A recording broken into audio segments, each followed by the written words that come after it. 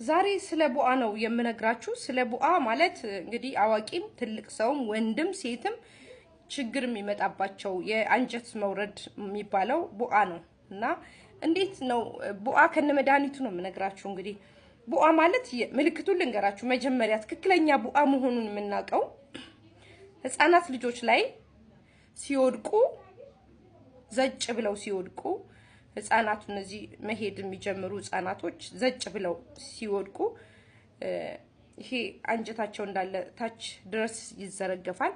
አባቶች ደግሞ ብዙ ጊዜ አያውቁም ይሄንን። አባቶች ህፃን ልጆች ይዘው እንደዚህ ወደ ላይ ይሰቅሏቸዋልና ልጆቹ ለብዙ አመታት ለብዙ እስኪያድጉ 3 አመት 4 አመት እስኪሆናቸው ድረስ ይታመማሉ። ህመማቸው ግን አይታወቅም። ሐኪም ራሱ ግን አያውቀውም።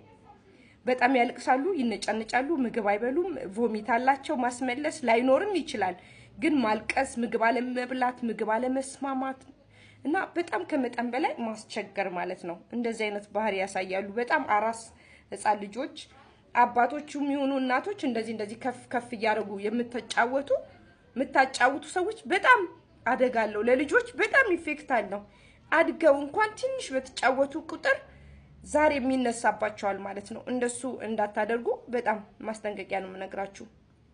ሁለተኛ ልጆች እየሮጡ ሲጫወቱ ከጨዋታ ሲመጡ ማለት ነው እነዛ ልጆች ማስቀመጥ አላቸው። ምልክታቸው ልነግራችሁ ነው። ማስቀመጥ አላቸው። መነጫነጭ፣ ማልቀስ፣ አመል ማጣት፣ ህክምና ቢኬድ ግራ የገባ መርፌ ብቻ የሚወጉት ማስታገሻ ብቻ ነው የሚወጉት። ዶክተሮች አያውቁትም። ከፍ ካሉ በኋላ ራሱ ችግሩን ይዘውት ነው የሚመጡት። ብዙ ጊዜ ፓንታቸው ላይ ካካ ይኖራል፣ ቶሎ አይድኑም። እንደገና ደግሞ ሽንታቸውም ቶሎ ያመልጣቸዋል። በቃ ጨዋታ ሲጫወቱ ራሱ ይወርዳል አንጀታቸውና ብዙ ጊዜ እናቶች ቡአ መሆኑን ካወቁ በኋላ ያው ይታሻል። በቡአ ነው የምንመልሰው።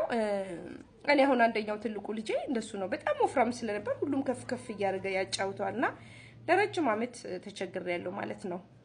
አውቀዋለሁ፣ ችግሩን አውቀዋለሁ። ግን ስንመልስለት ይጫወታል፣ ደህና ይሆናል። ተመልሶ አሁንም ይመጣበታል። ሲወድቅና እንደገና ሲያደርጉት ይመጣበታል ማለት ነው። እና ስቲል ናው ትምህርት ቤት በጣም እየሮጠ ሲሄድ ሲጫወት ሲወድቅ አሁንም ይመጣል። ሆዴን ቁርጠት አለው፣ ኃይለኛ ቁርጠት። እናቴ ሆዴን ቡአ እሽኝ ብሎ ራሱ ተዘርግቶ ነው የሚተኛልኝና እሱም ራሱ እንግዲህ ያውቀዋል። እንደዚህ አይነት ልጆች በጣም አሉ። አሁን ራሱ ሰገራ ያመልጣቸዋል፣ ያማቸዋል። ሆዳቸውን ቁርጠት እምብርታቸው ላይ ነክሶ ይይዛቸዋል። አንዳንዶቹ ደግሞ ሰገራ እሺ አይላቸውም፣ ያስምጣቸዋል። እዚህ ከሆዳቸው አንስቶ እስከታች እስከፊኛቸው ድረስ ተወትፎ እንዳለ ሙሉ አንጀታቸው ይወርዳል። በቃ ዘጭ ብሎ ማለት ነው። ምግብም አይበሉም፣ ያቅለሸልሻቸዋል፣ ይረብሻቸዋል። እና እሱ ምንድነው የሚደረገው? አስተኝታችሁ ቀስ እያላችሁ ወደ ላይ መመለስ፣ ቀስ እያላችሁ ባይሆን ቀድማችሁ በልጅነታቸው ጥንቃቄ ብታደርጉላቸው ጥሩ ነው። እንደዚህ አይነት ልጆች አሉ በብዛት አብዛኛውን ማለት ነው። አዋቂዎች ላይ ደግሞ የሚታየው ህፃናቶች አንደኛ ሆዳቸው ይነፋል። ይሄንም ሳልነግራችሁ አልቀርም። ሆዳቸው በጣም ይነፋል። አራስ የሆኑ ይሄ የ4 ወር የ5 ወር ህፃናቶች ሆዳቸው ይነፋል። ከቁጥጥር ውጭ ይሆናሉ፣ ያለቅሳሉ፣ ይነጫነጫሉ። ቤተሰብ ሐኪም ቤት ይዘው ይሄዳሉ። ዶክተር ህክምና ምናምን አድርጎላቸው ወይ ባክቴሪያ ወይ የሆነ ነገር ሊላቸው ይችላል።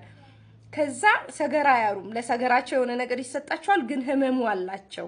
ምንድነው የሚደረገው? ያንን ይታሽና ሰገራው እንዳለ ቡርትፍ ብሎ ሰገራው ይወጣል። ሽንታቸውንም ይሸናሉ፣ ትንፍስ ይላሉ፣ ነፍሳቸው ይመለሳል ማለት ነውና ቡአ ነው የሚባለው እሱ ለህፃናቶች ማለት ነው። ብትጠነቀቁላቸው። ጥንቃቄ ነው የሚፈልገው። ቡአ በሽታ አይደለም፣ ግን ከባድ ነው ለልጅም ለዋቂም። እናቶች ብዙ ጊዜ ሴቶች እህቶቻችን በጣም ኦቨር የሆነ ሴክስ ግንኙነት ከባልጋም ከጓደኛ ከፍቅረኛም ጋር ሊሆን ይችላል። ኦቨር የሆነ ግንኙነት ግብረ ስጋ ግንኙነት በሚያደርጉበት ሰዓት መጋፋት፣ ትግል ምናምን ይሄ ከዛ ምንድነው የሚያመጣው? የአንጀት መውረድ ነው የሚያመጣው። በሽታቸውን አያውቁትም። ለረጅም አመት ሐኪም ቤት እየተመላለሱ መንገላታት፣ መሰቃየት ማለት ነው። ይሄንን ነገር በጣም ተቆጥባችሁ ራሳችሁን ጠብቁ።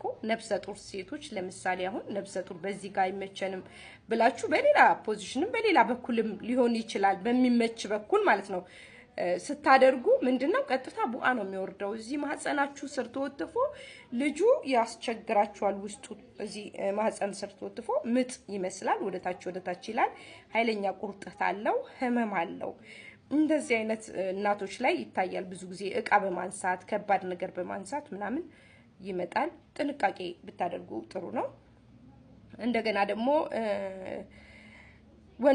ወንዶች ጋራዥ አካባቢ ከባድ ጋር ሲያነሱ ተለቅ ያለ ድርጅትም ሊሆን ይችላል ይሄ የሚሰሩት ድርጅት ቦታም ሊሆን ይችላል እሱን ሲያነሱት እዚህ ጋር ሳበኝ እዚህ ጋር ጎተተኝ የሚሉ ሰዎች ብዙ ጊዜ ቡአ ነው የሚባለው እሱ ምንድነው ቶሎ ወደ ወጌሻ ነው የሚሄደው እንጂ ወደ ህክምና አይሄድም ወጌሻ ነው ወደ እዛው ቦታ ላይ መታሸት መመለስ ይችላልና አንዳንድ በጣም ጥቃቅን የሆኑትን ነገሮች ሐኪም ቤት ባትሄዱ ብዬ ነው የነገርኳችሁ ይመቻችሁ ቡአ ማለት ይሄ ነው ሁላችሁም የሆነ ነገር ሲደርስባችሁ ለይታችሁ እንድታውቁ ብዬ ነው ብርድ ነው ምንል ሰዎች አለን ለምሳሌ እዚህ ጋር ይሰማኛል ግን ብርድ ነው ያነሳነው እንቃ ሁሉ ትዝ አይለንም እና ብርድ ነው ብለን መርፌ ከመወጋታችን በፊት ይሄን ነገር ጥንቃቄ ምናደርግ ብዬ ነው ይመቻችሁ መድኃኒቶች ነግራችኋለሁ ሌላም ቃል የገባሁላችሁ አለ የሰላቢ ለምሳሌ ግን ምገዛው አለ ብያችኋለሁ ዝም የሃይላይት ማሳየት አልችልም